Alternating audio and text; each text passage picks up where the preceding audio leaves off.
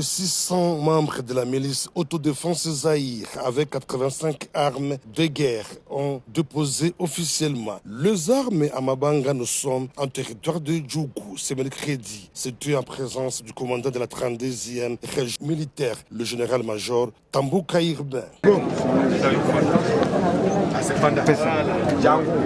enlevez Dosa. Voilà.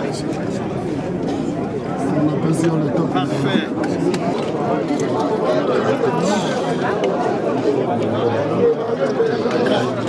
Avant, lors de sa prise de parole, Jean-Marie Ngadjouli, porte-parole de la milice Zaïre, a promis sensibiliser les autres groupes armés à faire autant pour pacifier totalement la province. Le bureau provincial des autodéfenses des communautés victimes de l'Ituri rappelle encore une fois de plus à ses membres de dénoncer tout mouvement tendant à collaborer avec l'ennemi de la République démocratique du Congo, qui sont AFC Barré V3 et ADF Nalu, afin de barrer la route aux ennemis de la paix. Le coordonnateur AI du PDDRCS, Fleury Kitoko, s'est réjoui de cette action. Je remercie particulièrement Baraka.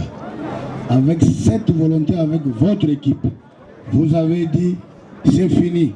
Et voilà qu'aujourd'hui, vous êtes devant un officier supérieur de la région militaire.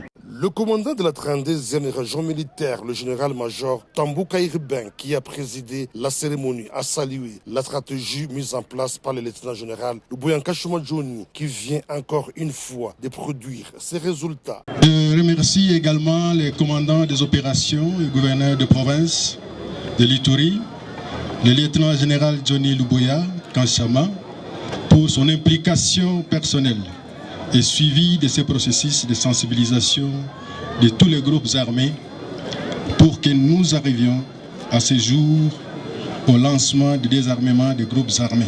Cette cérémonie s'est déroulée en présence de deux grands leaders de ces groupes, dont Baraka et Pharaon. Cette étape était notre pas majeur dans le processus de la pacification de la province de l'Ituri. Le GV du chef de l'État et commandant suprême Félix Antoine Tshisekedi Tshilombo